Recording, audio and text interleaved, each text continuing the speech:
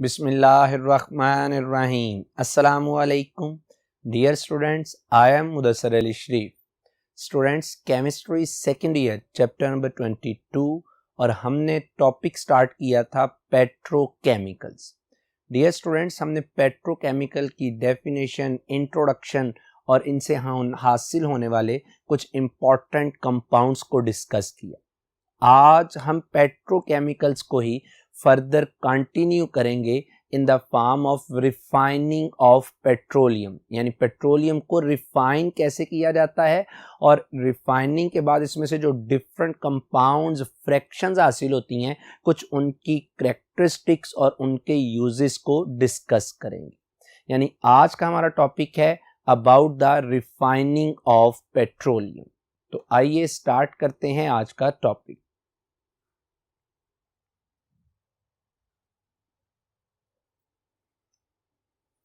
Ji my dear students, topic है refining of petroleum. अब यहां पे सबसे पहले देखिएगा, एक टर्म है पेट्रोलियम, पेट और ओलियम। बेसिकली मैंने लास्ट लेक्चर में भी जिक्र किया था कि ये जो वर्ड पेट्रोलियम है, it comes from Greek word. ये ग्रीक वर्ड्स का, दो ग्रीक वर्ड्स हैं, उनका कॉम्बिनेशन है। एक उनमें ग्रीक वर्ड है पेट्रा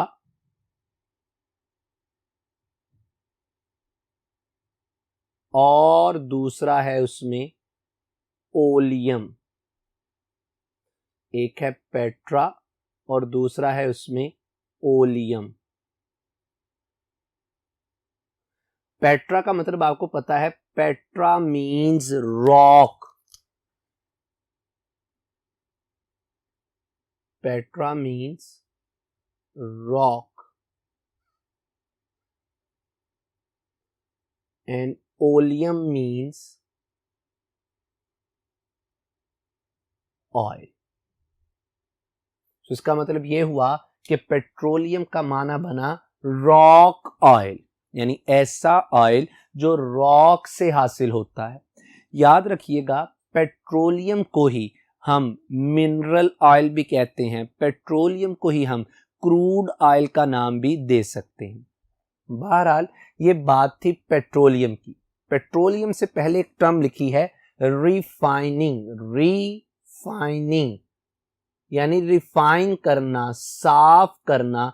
यानी आज का हमारा टॉपिक क्या हुआ, जो पेट्रोलियम है उसको प्योरीफाई करना, उसको रिफाइन करना, उसको साफ करना, पेट्रोलियम में मौजूद डिफरेंट फ्रैक्शंस को, कंपाउंड्स को सेपरेट करना, that is called refining of petroleum.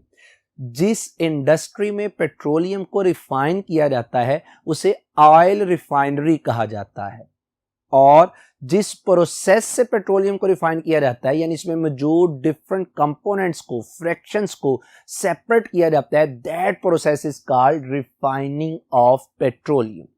और अगर प्रॉपर डेफिनेशन की बात करें तो याद रखिएगा कि ये डेफिनेशन रिफाइनिंग ऑफ पेट्रोलियम की क्या बनेगी, refining process is the separation, अलैदा करना, ऑफ क्रूड ऑयल। जैसा कि मैंने पहले कहा, क्रूड ऑयल, क्रूड का वैसे लफ्ज़ी मतलब होता है गंदा, जिसमें इंप्योरिटीज मौजूद हो, ऑफ क्रूड ऑयल मिक्सचर।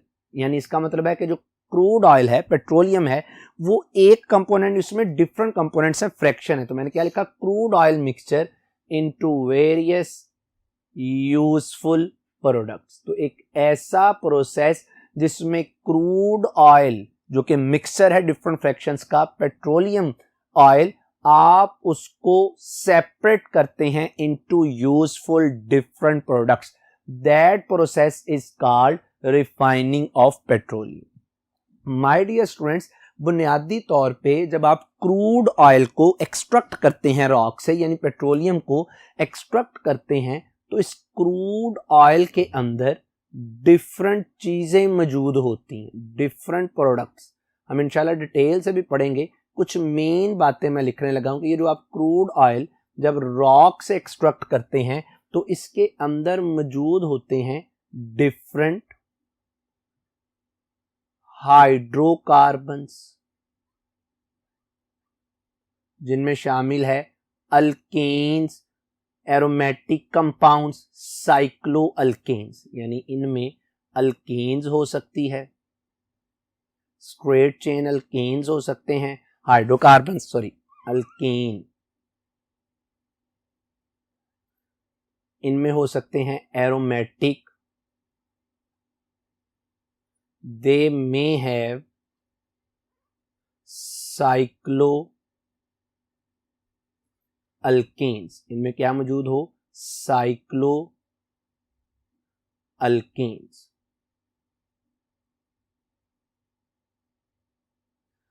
इस क्रूड ऑयल के अंदर मौजूद होते हैं water vapours, they have water vapours. इस क्रूड ऑयल के अंदर कुछ मौजूद हैं सल्फर कंपाउंड्स, इसी क्रूड ऑयल के अंदर मौजूद हो सकती है सैंड, और इसी क्रूड ऑयल के अंदर कुछ मौजूद होती हैं क्या, मेटल्स। ये मैंने चंद एक का जिक्र किया, तो इस क्रूड ऑयल में मौजूद। अब हमारा टारगेट क्या होता है कि हम एक ऐसा प्रोसेस करें जिसमें इस क्रूड ऑयल में मौजूद इन फ्रैक्शंस को क्या कर दें, सेपरेट कर दें। वो कौन सा मेथड है रिफाइनिंग का जिसके जरिए से क्रूड ऑयल में मौजूद फ्रैक्शन को सेपरेट किया जाता है, that method is fractional distillation. My dear students याद रखिएगा, डिस्टिलेशन का लफ्जी मतलब ही क्या होता है, सेपरेशन। अब डिस्टिलेशन बेशुमार तरह की है, आपने पढ़ा भी होगा, जैसे वैक्यूम डिस्टिलेशन, जैसे डिस्ट्रक्टिव डिस्टिलेशन, जैसे फ्रैक्शनल डिस्टिलेशन। डिस्टिलेशन सेपरेशन है, लफ्ज आ गया फ्रैक्शनल डिस्टिलेशन, यानी इसमें भी सेपरेशन होगी, लेकिन टर्म कौन सी आ गई, फ्रैक्शनल। अगर इसकी प्रॉपर डेफिनेशन की बात करें तो जरा देखिएगा, the process with the help of which a mixture, यानी एक ऐसा प्रोसेस है जिसमें जो मिक्सचर होता है, मिक्सचर का मतलब यह है कि उसमें कोई एक कंपोनेंट नहीं, एक फ्रैक्शन नहीं, बल्कि डिफरेंट फ्रैक्शंस होती हैं। Mixture of miscible liquids, term एक आ गई, मिसिबल लिक्विड्स। मिसिबल लिक्विड्स ऐसे लिक्विड्स होते हैं which mix into each other, which are soluble into each other, which mix into each other in all proportions. तो ये क्या होते हैं, मिसिबल लिक्विड्स का मिक्सचर है। इसे आप क्या करते हैं, is separated on the basis of difference of boiling point by evaporation and condensation. Evaporation तो आपको पता है लिक्विड का वेपर्स में जाना, कंडेंस करने से क्या मुराद है कि दोबारा उन वेपर्स का लिक्विड स्टेट में आना। इस डेफिनेशन में मैंने आपसे ये बात कही कि ये एक ऐसा प्रोसेस है जिसे मिक्सचर में मौजूद components, miscible liquids miscible components हैं, किसी मिक्सचर में मौजूद कंपोनेंट्स को हम सेपरेट करते हैं, किसकी बुनियाद पर, बॉइलिंग पॉइंट की बुनियाद पर। अब फर्ज कर लीजिए कि मेरे पास एक मिक्सचर है जिसमें लेट्स सपोज दो कंपोनेंट हैं, एक कंपोनेंट है ए, एक कंपोनेंट है बी। सपोज कंपोनेंट ए का बॉइलिंग पॉइंट है 10 डिग्री सी और कंपोनेंट बी का बॉइलिंग पॉइंट है 25 डिग्री सी, दोनों के बॉइलिंग पॉइंट में फर्क है। अब मैं उस मिक्सचर को क्या करता हूं, हीट करता हूं। ये मिक्सचर मिसिबल लिक्विड्स का है। जब हीट करूंगा तो डेफिनेटली पहले 10 डिग्री सी टेम्परेचर अटेन होगा। जैसे ही 10 डिग्री सी आएगा, उस मिक्सचर में मौजूद जो कंपोनेंट ए है वो किस में कन्वर्ट हो जाएगा, वेपर्स में। अब जैसे वो वेपर्स में कन्वर्ट होगा, हम उसको एक सेपरेट ट्यूब के जरिए से उन वेपर्स को कलेक्ट कर लेंगे, यानी वो लिक्विड वहां से इवेपोरेट हो गया, वेपर्स में कन्वर्ट हो गया। जब आप उन वेपर्स को सेपरेट करेंगे तो सेपरेट करने के बाद हम उनकी कंडेंसेशन कर लेंगे और उसको दोबारा से कन्वर्ट कर लेंगे किसमें, लिक्विड में। ये तो था ए। अब जो कंपोनेंट बी है, जब आप टेम्परेचर देते जाएंगे, हीट करते जाएंगे, तो एक वक्त आएगा कि 25 डिग्री से टेम्परेचर अटेन हो तो वो कंपोनेंट बी भी किसमें कन्वर्ट हो जाएगा, वेपर्स में, और फिर हम उसको फर्दर कंडेंस कर लेंगे। यानी अगर मिक्सचर में 2, 4, 6, 8 जितने भी कंपोनेंट्स हैं, आप उन्हें हीट करते जाएं, अपने अपने बॉइलिंग पॉइंट पर वो किस में कन्वर्ट होंगे, वेपर्स में। आप उसको साइड ट्यूब के जरिए से क्या करते जाएंगे, सेपरेट। एक वक्त आएगा कि मिक्सचर में जस्ट इंप्योरिटीज को रेजिड्यू बच जाएगा, बाकी सारे फ्रैक्शन या कंपोनेंट्स उस मिक्सचर में से क्या हो जाएंगे, सेपरेट। इस प्रोसेस को जो नाम दिया जाता है that is called fractional distillation, यानी बॉइलिंग पॉइंट की बुनियाद पर, difference in the boiling point, on the basis of difference in boiling point. अब आइए जरा देखते हैं प्रिंसिपल ऑफ फ्रैक्शनल डिस्टिलेशन। ये तो मैंने सिंपल आपको समझाया, प्रिंसिपल क्या है फ्रैक्शनल डिस्टिलेशन का। The principle of fractional distillation is based, इसकी बुनियाद होती है, यह भी मैंने वैसे जिक्र कर दिया आपके साथ, on the separation of substances depending there boiling points. यानी इसका प्रिंसिपल यही है कि जो मिक्सचर में मौजूद सब्सटेंसेस हैं, हम उनको सेपरेट करते हैं, किसकी बुनियाद पर, उनके डिफरेंस इन बॉइलिंग पॉइंट की बुनियाद पर। आइए इसी पॉइंट को, जिसमें हमने मिक्सचर में मौजूद कंपोनेंट्स को बॉइलिंग पॉइंट की बुनियाद पर सेपरेट करना है, इसको डिटेल से डिस्कस करते हैं।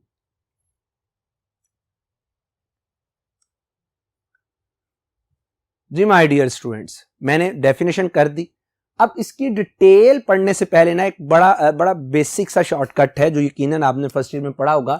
मैं वो शॉर्टकट आपके सामने लिखने लगा हूं कि याद रखिएगा, किसी भी लिक्विड का जो बॉइलिंग पॉइंट है, boiling point of a liquid और component or fraction that is inversely proportional to the volatility of liquid, inversely proportional to the volatility of the liquid। यानी जो लिक्विड जितना ज्यादा, जो कंपोनेंट जितनी ज्यादा वोलाटाइल होगी, यानी वो फॉरेन वेपर्स में कन्वर्ट होगी, उसका बॉइलिंग पॉइंट क्या होगा, उतना कम। इन दोनों का आपस में इनवर्स रिलेशन। एक और बात भी याद रख लीजिए, यहां पे एक और शॉर्टकट भी आपके लिए लिख देता हूं कि याद रखिएगा कि जो बॉइलिंग पॉइंट है that is directly proportional to strength of intermolecular forces। और पर्टिकुलरली अगर मैं पेट्रोलियम वाले टॉपिक की बात करूं, पेट्रोलियम चूंकि इसमें हाइड्रोकार्बन्स हैं, तो इनमें आपको पता है कि जो डोमिनेंट इंटरमॉलिक्यूलर फोर्सेस होंगी, these forces are London dispersion forces because they are non-polar compounds। और एक और बात याद रखिएगा कि जो strength of London forces है that is directly proportional to the number of atoms in a molecule। किसी मॉलिक्यूल में जितने ज्यादा एटम्स होंगे, उसकी स्ट्रेंथ ऑफ लंदन फोर्स उतनी ज्यादा, उसका बॉइलिंग पॉइंट उतना ज्यादा, और वोलाटिलिटी उसकी कम होगी। ये दो शॉर्टकट अपने जहन में रखिएगा। हमें जो ये शॉर्टकट है वो इन पॉइंट्स में मदद देगा, और फिर इस शॉर्टकट की भी प्रैक्टिकली इस टॉपिक में यूटिलाइजेशन। सबसे पहले बात सिंपल, मैंने जो आपको पहले मिसाल नहीं दी थी कंपोनेंट ए और बी के मिक्सचर वाली, उसको जहन में रखिएगा कि जिसका बॉइलिंग पॉइंट कम, वो पहले वेपर्स में कन्वर्ट होगा, यानी उसकी इवेपोरेशन हो जाएगी, बाद में उसको क्या कर लेंगे, कंडेंस। तो यही बात लिखी है। नेक्स्ट जरा देखिएगा, substances having low boiling points, ऐसी सब्सटेंसेस जिनका बॉइलिंग पॉइंट क्या होगा, लो। इसका मतलब क्या है, एंड हाईली वोलाटाइल, क्योंकि इन दोनों का आपस में इनवर्स रिलेशन है, बॉयल आउट फर्स्ट। सिंपल मैंने बात की, इसमें अब कोई एक्सप्लेनेशन की जरूरत भी नहीं। इसका अगला हिस्सा द फ्रैक्शन, यानी हम बात करें पेट्रोलियम की, इसमें डिफरेंट फ्रैक्शंस मौजूद होंगी। That has slightly higher boiling point, इसका बॉइलिंग पॉइंट थोड़ा सा क्या होगा, ज्यादा, एंड लो वोलाटिलिटी, वोलाटिलिटी जारी बात है अगर बॉइलिंग पॉइंट ज्यादा तो वोलाटिलिटी क्या होगी, कम, बॉयल आउट नेक्स्ट, यानी जिस कंपोनेंट का बॉइलिंग पॉइंट ज्यादा वो बाद में बॉयल होगा, जिसका बॉइलिंग पॉइंट कम वो पहले बॉयल होगा, क्योंकि टेम्परेचर लोअर टू मूव करेगा हायर की तरफ। द प्रोसेस इज कंटिन्यूड, यानी आप उस मिक्सचर को कंटिन्यूसली हीट करते रहते हैं अनटिल रेजिड्यू, रेजिड्यू है ना पीछे बच जाने वाली चीज, इज लेफ्ट बिहाइंड। यहां पे पेट्रोलियम में कौन सा रेजिड्यू चीज आएगी वो भी इंशाल्लाह डिस्कस करेंगे। Vapours of each fraction are collected, यानी जो पेट्रोलियम को, क्रूड ऑयल को जब आप हीट करेंगे तो वहां पे हर फ्रैक्शन अपने बॉइलिंग पॉइंट के लिए ऐसे क्या हो जाएगी, सेपरेट। वो जो वेपर्स बने हैं आप उन वेपर्स को क्या करेंगे, कलेक्ट एंड कंडेंस, आप फिर उसको क्या कर लेंगे, कंडेंस कर लेंगे सेपरेटली, यानी अलग अलग से उसको बीकर्स में या टेस्ट ट्यूब में या जो भी ड्रम्स हैं उनमें आप क्या कर लेंगे, सेपरेट। ये था प्रिंसिपल जो कि अगेन बेस कर रहा है इस शॉर्टकट। आइए हम बात करते हैं मेथड ऑफ फ्रैक्शनल डिस्टिलेशन, यानी आपने फ्रैक्शनल डिस्टिलेशन के लिए कौन सा मेथड, क्या वे है to perform the fractional distillation. हाँ जी जरा देखिएगा, method of fractional distillation, refining of crude oil यानी petroleum rock oil is carried out in a tall fractionating tower, यानी एक टावर है जिसके अंदर आप फ्रैक्शनल डिस्टिलेशन का काम करते हैं। और अगर मैं इंडस्ट्री में आपको थोड़ा सा विजुलाइज करवाऊं तो ये इस शेप का टावर होता है, लॉन्ग टावर होते हैं जिनमें फ्रैक्शनल डिस्टिलेशन की जाती है और इसी को आप फ्रैक्शनेटिंग टावर का नाम भी देते हैं। The process consists of the following steps, जो प्रोसेस है ये नीचे वाले स्टेप्स पे क्या होता है, मोस्टली बड़ी सिंपल सी बातें, परेशानी वाली कोई बात नहीं, ज़हन में शॉर्टकट ये रखना चाहिए आपको और इस पॉइंट को।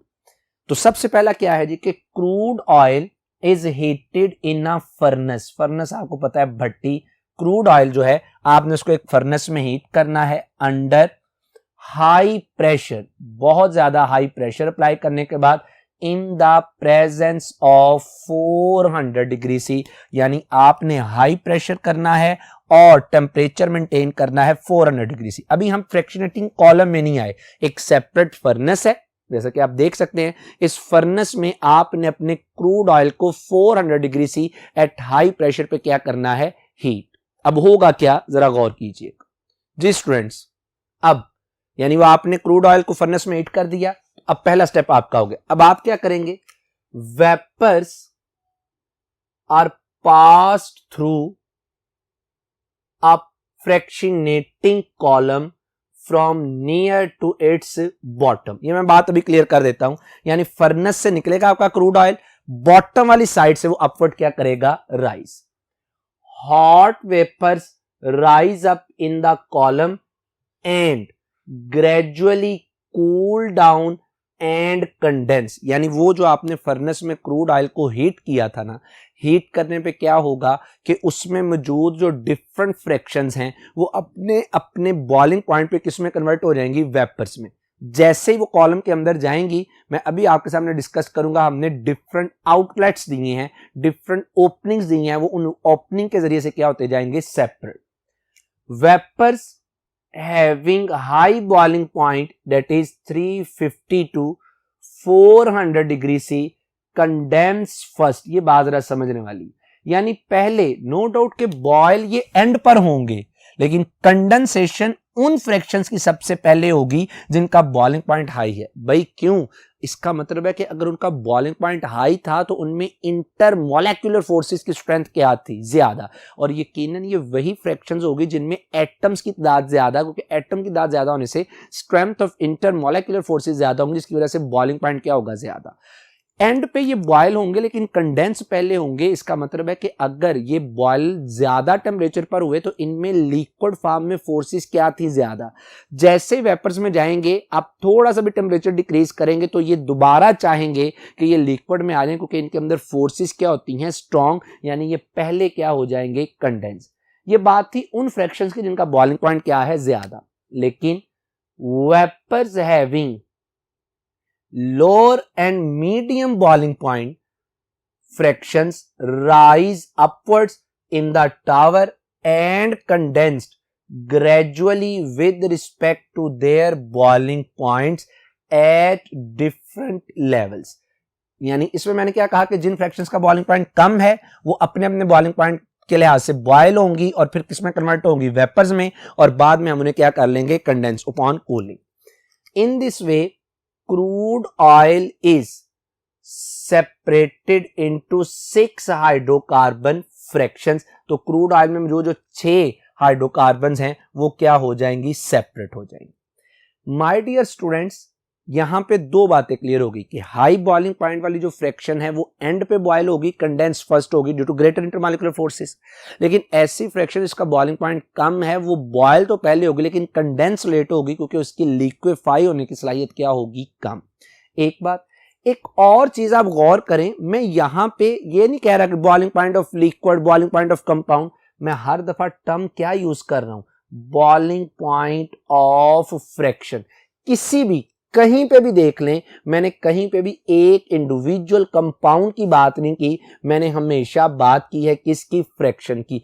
इसका मतलब ये हुआ कि ये जो फ्रैक्शन है ना, जो आप सबसे पहले पेट्रोलियम की फ्रैक्शनल डिस्टिलेशन करेंगे तो आपको फ्रैक्शंस हासिल होंगी. वो फ्रैक्शंस भी इंडिविजुअल कंपाउंड नहीं है, उनके अंदर भी डिफरेंट कंपाउंड्स मौजूद हैं. कौन से वो आज इंशाल्लाह डिस्कस करते हैं. अब आपने पेट्रोलियम की सबसे पहले फ्रैक्शनल डिस्टिलेशन की, आपको डिफरेंट 6 फ्रैक्शंस हासिल होगी. हर फ्रैक्शन की अंदर कोई एक कंपाउंड नहीं है बल्कि मिक्सचर ऑफ कंपाउंड है. अब मैं हर फ्रैक्शन की जब मजीद फ्रैक्शनल डिस्टिलेशन करूंगा तो उस फ्रैक्शन में भी मौजूद हर कंपाउंड क्या हो जाएगा, सेपरेट. यही वजह है कि जब मैं अभी आपके साथ एक टेबल डिस्कस करूंगा तो वहां पे मैं बॉइलिंग पॉइंट का लफ्ज यूज नहीं करूंगा बल्कि यूज करूंगा बॉइलिंग पॉइंट रेंज, क्योंकि हर फ्रैक्शन में एक कंपाउंड नहीं डिफरेंट कंपाउंड्स हैं तो उनकी एक बॉइलिंग पॉइंट क्या बन जाएगी, रेंज. ये बात अपने जहन में रखिएगा. ईच, लास्ट जो पॉइंट है, each fraction has its specific boiling point range. आगे ना वही बात, कंपोजिशन डिफरेंट कंपाउंड्स का कॉम्बिनेशन होगा एंड यूजेस. अब क्या है बॉइलिंग पॉइंट रेंज, क्या है इनकी कंपोजिशन और क्या है यूजेस, ये अभी देखते हैं. लेकिन उससे पहले मैं आपको थोड़ा सा अगर प्रैक्टिकली फ्रैक्शनल डिस्टिलेशन कर होते हुए दिखाऊं तो आप देख सकते हैं कि ये मेरे पास एक टेस्ट ट्यूब, इस टेस्ट ट्यूब का एक साइड आर्म है, साइड ट्यूब लगी हुई है. मैं क्या करता हूं, इस टेस्ट ट्यूब के अंदर वूल ऐड करता हूं और वूल, कॉटन वूल वगैरह आप कह लें, अब मैं ऐड करता हूं और ऐड करने के बाद इसमें मैं मिनरल ऑयल यानी क्रूड ऑयल को ऐड करता हूं. ऐड करने के बाद मैं क्या करता हूं, यहां पर मैं इस ट्यूब में आपके साथ एक कॉक के जरिए से इसके अंदर थर्मामीटर अटैच कर देता हूं और इस टेस्ट ट्यूब को मैं अटैच कर देता हूं एक कलेक्टिंग ट्यूब के साथ. Suppose this is collecting tube number 1. अब मैं क्या करता हूं कि ये जो टेस्ट ट्यूब है जिसमें आपने मिनरल ऑयल लिया है, मैं इसको हॉट वाटर के जरिए से हीट करता हूं. हॉट वाटर का मतलब है कि हम हीट कर रहे हैं लेकिन हमें टेम्परेचर बहुत ज्यादा नहीं चाहिए. तो इसका मतलब है कि जब मैं उसको हीट करूंगा तो इस मिनरल ऑयल में मौजूद जो सबसे कम बॉइलिंग पॉइंट वाली फ्रैक्शन होगी वो किसमें कन्वर्ट होगी, वेपर्स में. वो जो वेपर्स में कन्वर्ट हुई मैं उसको इस साइड ट्यूब के जरिए से कलेक्टिंग ट्यूब में कलेक्ट कर लूंगा और इसको कंडेंस कर लूंगा. एक बात. फिर अगली दफा मैं ये जो टेस्ट ट्यूब जिसमें मिनरल ऑयल मौजूद था मैं इसको बर्नर से हीट करता हूं. अब वो फ्रैक्शन वेपोराइज होगी, वेपर्स में कन्वर्ट होगी, इसका बॉइलिंग पॉइंट क्या होगा, ज्यादा. अगेन मैं इसको साइड ट्यूब के जरिए से सेपरेट करके कलेक्टिंग ट्यूब नंबर 2 में कलेक्ट कर लूं. इसका मतलब है कि जैसे जैसे हीट करता जाऊंगा हर फ्रैक्शन अपने बॉइलिंग पॉइंट पे क्या होती जाएगी, वेपर्स में कन्वर्ट. एट द एंड मुझे डिफरेंट फ्रैक्शंस हासिल होगी जिनका कलर वेरी करेगा from pale yellow to dark yellow to blackish liquid की तरह का इसका मिक्सचर बन जाएगा. ये प्रैक्टिकली मैंने आपको थोड़ा सा विजुलाइज करवाया.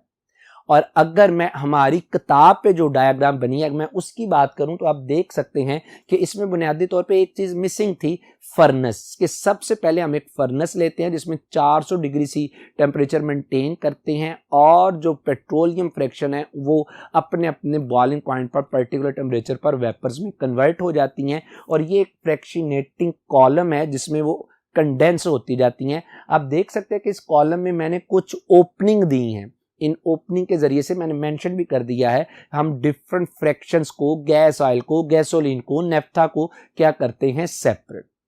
जो ऐसी फ्रैक्शन जिनका बॉइलिंग पॉइंट कम है, जिनमें कार्बन की दाद कम है, जिनकी वोलेटिलिटी ज्यादा है, वो टॉप पर है। यानी टॉप पर ऐसी फ्रैक्शन हैं जिनका क्या है, जिनमें जो स्मॉल मॉलिक्यूल्स हैं, जिनका लो बॉइलिंग पॉइंट है, जो हाईली वोलाटाइल हैं, जो इजीली इग्नाइट हो जाते हैं। जैसे जैसे आप कॉलम में बॉटम पर आएंगे तो मॉलिक्यूल का साइज बड़ा हो जाएगा, मॉलिक्यूल का बॉइलिंग पॉइंट ज्यादा हो जाएगा, वोलेटिलिटी कम हो जाएगी, उनकी फ्लो करने की सलाहियत कम होगी, उनकी जो इग्नाइट होने की सलाहियत है वो भी क्या होगी, कम। बहरहाल ये कॉलम है और इस कॉलम में मैंने हर एक में कह लें कि ओपनिंग दी है, जिससे मैं अपनी जो फ्रैक्शंस हैं पेट्रोलियम की उनको क्या करता जाता हूं, सेपरेट। अब मैं आपके सामने जो डिफरेंट फ्रैक्शंस हासिल हुए हैं इनको एक टेबल की शक्ल में डिस्कस करने लगा हूं। इनकी फ्रैक्शंस के नाम, इनकी कंपोजिशन का बॉइलिंग पॉइंट। इसके लिए मैंने एक टेबल कंस्ट्रक्ट करने की कोशिश की, जिसके एक कॉलम में मैंने फ्रैक्शंस जो हमें हासिल होती हैं और पेट्रोलियम में यानी क्रूड ऑयल में मौजूद इनकी परसेंटेज को लिख दिया। दूसरे कॉलम में मैंने इनकी कंपोजिशन लिख दी, मतलब इसमें कितने कार्बन एटम है। तीसरे कॉलम में मैंने इनकी बॉइलिंग पॉइंट रेंज लिखी, बॉइलिंग पॉइंट नहीं रेंज, क्योंकि डिफरेंट कंपाउंड्स हैं। और चौथे में चंद एक यूजेस लिख दी। इसमें जो सबसे पहली फ्रैक्शन आपको हासिल होती है दैट इज फ्यूल गैस। ये फ्यूल गैस है, एलपीजी लिक्विफाइड पेट्रोलियम गैस है, और रिफाइनरी गैस, यानी ये कह लें कि इन तीनों का कॉम्बिनेशन होता है। और अगर मैं इसकी कंपोजिशन की बात करूं तो इसमें कंपोजिशन होती है C1 से C4 तक होती है। मेनली इसमें C3 एंड C4 यानी प्रोपेन और ब्यूटेन होता है, जिसे आप कंप्रेस कर सकते हैं और इजीली लिक्विफाई कर सकते हैं। माय डियर स्टूडेंट्स, अगर इसके बॉइलिंग पॉइंट रेंज की बात की जाए तो बॉइलिंग पॉइंट रेंज इसकी क्या है, लेस देन 25 डिग्री सी। मतलब इसमें जो कार्बन एटम की दाद है वो क्या है, कम, इसी वजह से इसका बॉइलिंग पॉइंट भी क्या है, कम। ये सबसे पहले में जो फ्रैक्शन है वो वेपोराइज होगी। और अगर यूजेस की बात की जाए तो मीथेन आपको पता है कि डोमेस्टिक हीटिंग पर्पस के लिए, नेचुरल गैस में ये मेजर कंपोनेंट होता है, आप डोमेस्टिक घरेलू इस्तेमाल में हीटिंग के लिए इस्तेमाल करते हैं। इथेन C2 जिसमें कार्बन है, 2 कार्बन है, इसे आप गैशियस फ्यूल के तौर पर इस्तेमाल करते हैं। अगर मैं प्रोपेन और ब्यूटेन C3 और C4 की बात करता हूं तो ये जो गैस है ये easily liquefied petroleum gas LPG जिसे आप कहते हैं उसमें मौजूद होती है। याद रखिएगा जो LPG में डोमिनेंट पोर्शन है वो किसका होता है, ब्यूटेन का। बहरहाल ये जो LPG है that is portable energy source. ये पोर्टेबल एनर्जी सोर्स है, सिलेंडर्स की शक्ल में आप इस्तेमाल कर सकते हैं। Bottled gas for heating and cooking, ये जो बॉटल्ड गैस आप लेते हैं, और मैंने पहले जिक्र किया कि इसमें ज्यादातर क्या होती है, ब्यूटेन, 4 कार्बन इसमें मौजूद होते हैं। ये LPG भी कहलाती है और इसको हीटिंग पर्पस वगैरह के लिए क्या करते हैं, इस्तेमाल। अगर C3 वाली फ्रैक्शन जिसमें 3 कार्बन के एटम मौजूद है उसकी बात की जाए तो ये क्या होती है, हाई प्रेशर सिलेंडर्स होते हैं जो कि इस्तेमाल किए जाते हैं for feed stock for other chemicals. Feed stock से मुराद है कि ये रॉ मटेरियल होते हैं, स्टार्टिंग मटेरियल होते हैं to prepare the other chemicals. और माय डियर स्टूडेंट्स, जैसा कि आपके सामने है कि जो फ्रैक्शन परसेंटेज हमें हासिल होती है दैट इज 1 to 2%। दूसरे नंबर पर जो हमें पेट्रोलियम की फ्रैक्शन हासिल होती है दैट इज गैसोलीन, जिसे आप आम जुबान में पेट्रोल बोलते हैं। और अगर इसकी कंपोजिशन की बात की जाए तो इसमें कार्बन की दाद होती है C5 to 7। इसकी बॉइलिंग पॉइंट रेंज होती है 25 to 75 degree C। My dear student, ये बड़ी ही इंपॉर्टेंट फ्रैक्शन है। जैसे मैंने कहा गैसोलीन पेट्रोल, आम पेट्रोल जिसे आप कहते हैं, पेट्रोल कहते हैं, ये गाड़ियों में इस्तेमाल होती है। This fraction is easily vaporised, flammable होती है, इग्नाइट हो सकती है। कार फ्यूल, गाड़ियों का, ऑटोमोबाइल के फ्यूल के तौर पर इस्तेमाल होती है, यानी जिसे आप पेट्रोल मॉलिक्यूल्स का नाम भी देते हैं। जी स्टूडेंट्स, जो थर्ड फ्रैक्शन हासिल होती है दैट इज कॉल्ड नेफ्था। और इस नेफ्था में जो परसेंटेज इसकी मौजूद होती है क्रूड ऑयल में that is 20 to 40%। My dear students, ये जो नेफ्था है इसमें जो कार्बन एटम की दाद होती है that is from C6 to C10। और इसकी जो बॉइलिंग पॉइंट रेंज होती है that is 75 to 190 degree C। और अगर मैं इसके यूजेस की बात करूं तो this is not good as fuel, ये अच्छा एक फ्यूल नहीं है, but this is valuable raw material to prepare other chemical compounds. एक बहुत ही इंपॉर्टेंट बताने जा रहा हूं यूज, कि ये जो नेफ्था है इसको हम क्रैक करते हैं, तोड़ते हैं टू मेक मोर गैसोलीन, जिसे आप पेट्रोल नाम देते हैं, एंड अल्कीन। बेसिकली पता क्या होता है कि जब आप पेट्रोलियम की फ्रैक्शनल डिस्टिलेशन करते हैं ना, तो इसमें बहुत से इंपॉर्टेंट फ्रैक्शंस हैं, लेकिन सबसे इंपॉर्टेंट मॉडर्न पीरियड में गैसोलीन है, जिसे आप पेट्रोल कहते हैं। पेट्रोल जो फ्रैक्शनल डिस्टिलेशन से हासिल होता है ना, दैट इज ओनली 20%। अब प्रोडक्शन बड़ी कम है, डिमांड बहुत ज्यादा है, तो हम क्या करते हैं, जो नेफ्था है जिसकी हमें यूजेज जिसका कम होता है, हम उस नेफ्था को, जो कि एक हायर हाइड्रोकार्बन है जिसमें कार्बनिक दाद ज्यादा है, हम उसको क्रैक करते हैं, तोड़ते हैं इनटू लोअर हाइड्रोकार्बन यानी गैसोलीन, जिसकी डिमांड क्या है, ज्यादा। जिस मेथड से ये काम किया जाता है उसे क्रैकिंग और पायरोलाइसिस का नाम दिया जाता है। तो इसी वजह से मैंने इसके यूजर में लिखा है कि उसको क्रैक कर देते हैं क्रैकिंग के जरिए से गैसोलीन और other alkenes. My dear students, ये हो गई 3 फ्रैक्शन। जो 4th फ्रैक्शन है हमारे पास, दैट इज कॉल्ड पैराफिन, और साथ में इसके क्या है, कैरोसिन। और मैंने आपके लिए इसकी परसेंटेज भी मेंशन कर दी, दैट इज 10 to 15%। और अगर मैं इसमें कार्बन की तादाद को बताऊं तो इसमें C10 से C16 तक कार्बन होते हैं, और अगर बॉइलिंग पॉइंट की बात की जाए तो that is 190 to 250 degree C। My dear students, ये जो फ्रैक्शन आपको हासिल होती है पैराफिन कैरोसिन, अब इसमें मैं अगर आपके सामने बात करूं पैराफिन की, तो that is less volatile, less flammable than petroleum, और आप इसे इस्तेमाल करते हैं डोमेस्टिक सेंट्रल हीटिंग फ्यूल के तौर पर। डोमेस्टिक सेंट्रल हीटिंग फ्यूल क्या होता है कि जिसमें एक पॉइंट पे हीट प्रोड्यूस होती है, और फर्ज कर लें डोमेस्टिक की बात की है तो घर में हर कमरे में हर पॉइंट पर, उस एक पॉइंट से हर कमरे में हर पॉइंट पर घर के हीट क्या हो रही होती है, प्रोड्यूस हो रही होती है। इसी तरह अगर कैरोसिन की बात की जाए तो that is aircraft jet fuel, यानी जो एविएशन में जो फ्यूल इस्तेमाल होता है, हम उसको इस्तेमाल करते हैं किसकी शक्ल में, कैरोसिन की शक्ल। माय डियर स्टूडेंट्स, ये हमारे पास हो गई इसकी 4 फ्रैक्शंस। अगर मैं आपके सामने 5th फ्रैक्शन की बात करूं तो दैट इज डीजल ऑयल, या इसमें क्या है, गैस ऑयल, और इसकी जो परसेंटेज होती है दैट इज 15 to 20%। कार्बन की तादाद होती है C14 से 20, और इसकी जो बॉइलिंग पॉइंट रेंज है that is 250 to 350 degree C। और अगर इसके यूजेस की बात की जाए तो याद रखिएगा, दिस इज लेस वोलाटाइल। ये क्या होती है, लेस वोलाटाइल होती है।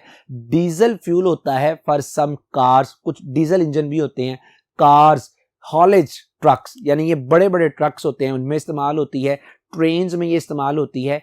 अगेन ये सेंट्रल हीटिंग फ्यूल के तौर पे इस्तेमाल होती है, और अगेन आप इसको क्रैक करके, क्रैकिंग के जरिए से तोड़ते हैं लोअर हाइड्रोकार्बन यानी इनटू गैसोलीन। जी स्टूडेंट, जो 6th इसमें आ जाती है हमारे पास fraction, that is heavy oil, heating oil, fuel, lubricating oil, greases. और इसमें जो हमारे पास आ जाती है इसकी जो कार्बन की तादाद है that is carbon greater than 20 but approximately 30 तक होते हैं, 20 से ज्यादा और मैक्सिमम 30 तक होते हैं। और अगर इसके बॉइलिंग पॉइंट की बात की जाए दैट इज 350 डिग्री से इनके बॉइलिंग पॉइंट की क्या होती है, रेंज। लफ्जों से जाहिर होता है ये ग्रीसेस हैं, ये ग्रीस ऐसी मटेरियल है, लुब्रिकेंट्स हैं जो कि फ्रिक्शंस को क्या करती हैं, रिड्यूस। बहरहाल मैंने आपके सामने इनके सारे इंपॉर्टेंट यूजेस भी रख दिए। लास्ट पे कह लें कि फ्रैक्शन तो नहीं, ये तो 6 फ्रैक्शन कंप्लीट हो गई। एंड पे आपको रेजिड्यू, पीछे जो मटेरियल बच जाता है जो कि मिक्सचर में ही रहता है, क्रूड ऑयल में ही रहता है, वो है हमारे पास रेजिड्यू। इसमें फ्यूल ऑयल है, इसमें लुब्रिकेटिंग ऑयल्स हैं, इसमें वैक्सीज हैं, इसमें बिटुमेन है। और इसकी जो फ्रैक्शन बचती है रेजिड्यू की दैट इज 40 to 50%। और इसमें कार्बन की जो रेंज है that is greater than 30, may be up to several hundreds. 30 से ज्यादा है लेकिन 700 तक भी हो सकती है।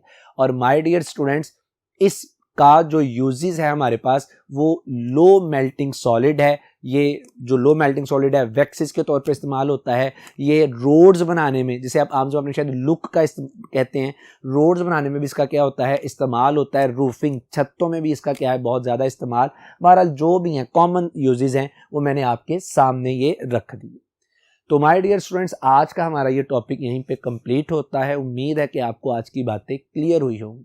मेरी अल्लाह सुब्हानहू व तआला से दुआ है कि आप पे अपना करम फरमाए। अपना बहुत ख्याल रखिएगा। अस्सलामु अलैकुम।